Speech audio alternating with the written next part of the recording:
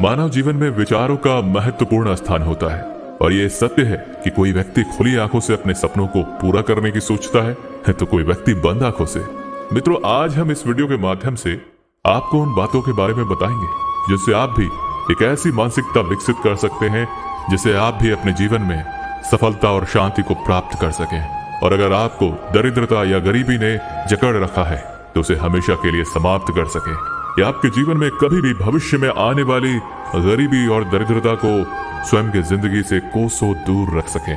तो इस रहस्य को समझने के लिए आपको इस कहानी को सुनना चाहिए। एक समय की बात है, गांव में एक मास्टर जी ने अच्छी शिक्षा देने के उद्देश्य से एक स्कूल की स्थापना की। उस स्कूल में बहुत सारे शिष्य पढ़ने आया करते थे। मास्टर जी भी लगन और मेहनत से और बिना किसी लोभ लालच के ईमानदारी से बच्चों को बेहतर से बेहतर शिक्षा देने में जी तोड़ मेहनत कर रहे थे। एक दिन मास्टर जी और उनका एक शिष्य गांव में शिक्षा के प्रसार के उद्देश्य से गांव का भ्रमण कर रहे थे। जब वे चल रहे थे तो एक बड़े से खेत के पास पहुंचे। वहां उनको जोड़ों की प्यास लगी थी तो उन्हें उस बड़े से खेत के बीच में एक फूस की झोपड़ी दिखाई दी। मास्टर जी और उनका शिष्य उस घर के पास जाते हैं और दरवाजे के पास जाकर आवाज लगाते हैं। कुछ देर बाद दरवाजा खुलता है और अंदर से एक व्यक्ति आता है जिसके साथ में उसकी पत्नी और 3 बच्चे भी होते हैं जो बहुत ही गरीब और दरिद्र अवस्था में दिख रहे थे। वो बहुत ही पुराने और फटे हुए कपड़े पहन रखे थे। मास्टर जी उन लोगों से विनम्रता भरी आवाज में पूछते हैं, क्या हमें पीने के लिए पानी मिल सकता है क्या? वो व्यक्ति अंदर से पानी लेकर आता है जिसे मास्टर जी और उनका शिष्य अपनी प्यास बुझाते हैं। फिर अचानक मास्टर जी उस व्यक्ति से कहते हैं, आपका खेत तो बहुत बड़ा है परंतु इसमें कोई फसल नहीं है। इसके बाद ये लोग अपने कामकाज के बारे में बताते हैं। मास्टर जी इस बात को सुनकर सोचते हैं और कहते हैं, आज की रात हम यहीं रुक जाते हैं। फिर मास्टर जी उस व्यक्ति से रुकने की अनुमति मांगते हैं और वो व्यक्ति मान भी जाता है और मास्टर जी और उनका शिष्य वहीं ठहर जाते हैं।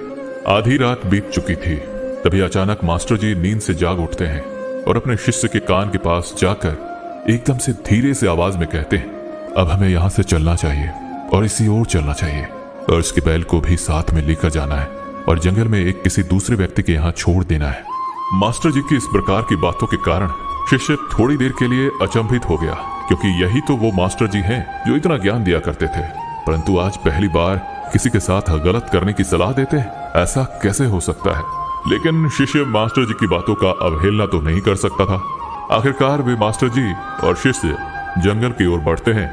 जब उन्होंने उसके बैल को कहीं दूर ले जाकर एक किसी दूसरे व्यक्ति के यहाँ छोड़ दिया जहाँ से उन बैलों का वापस आना तो बहुत मुश्किल था। इसके बाद वो मास्टर जी और शिष्य वहां से निकल जाते हैं। लेकिन शिष्य हमेशा सोचता रहता था कि आखिर मास्टर जी ने उस भले और गरीब इंसान के साथ ऐसा क्यों किया।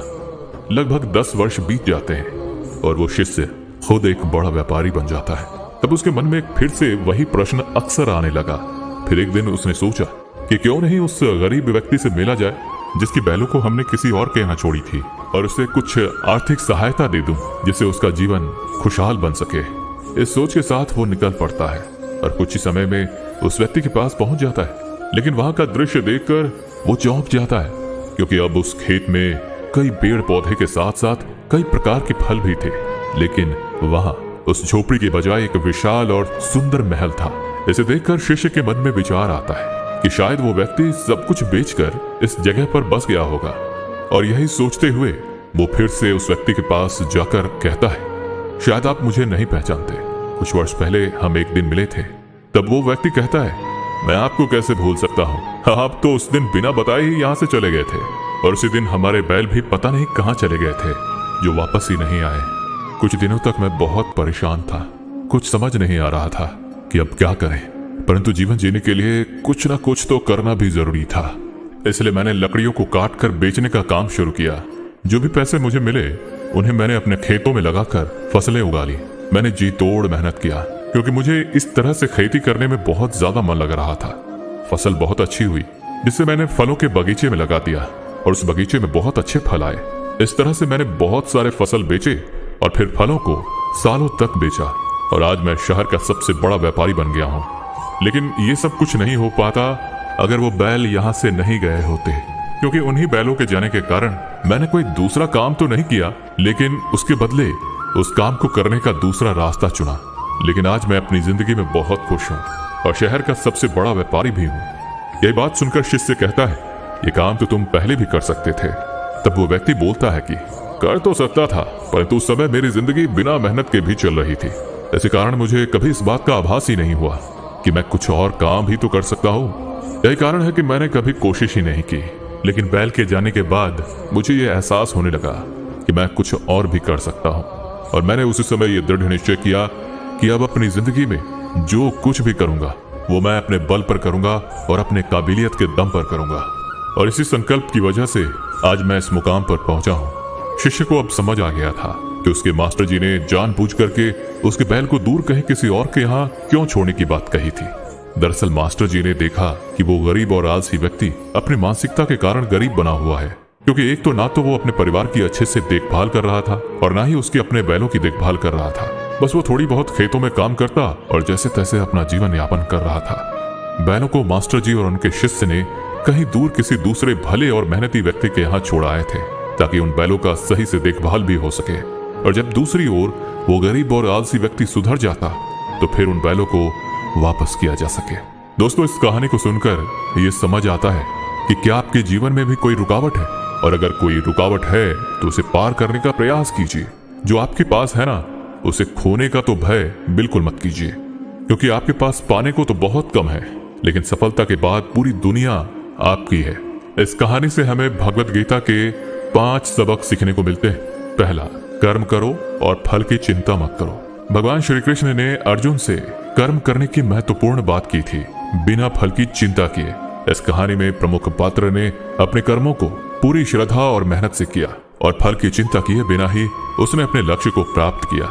दूसरा, मेहनत और संकल्प से मिलती है सफलता। इस कहानी से हमें यह भी सीखने को मिलता है कि मेहनत, संकल्प और संघर्ष से हम अपने लक्ष्यों को प्राप्त कर सकते हैं।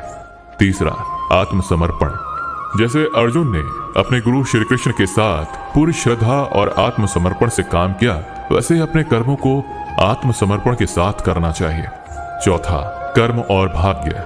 श्रीमद् भगवद गीता में कहा गया है कि हमें कर्म करना चाहिए, परंतु फल की चिंता नहीं करनी चाहिए। इस कहानी से हमें यह सीखने को मिलता है कि कर्म हमारे भाग्य को निर्धारित नहीं करते, लेकिन हमारे कर्म हमारे भाग्य को सुधार सकते हैं।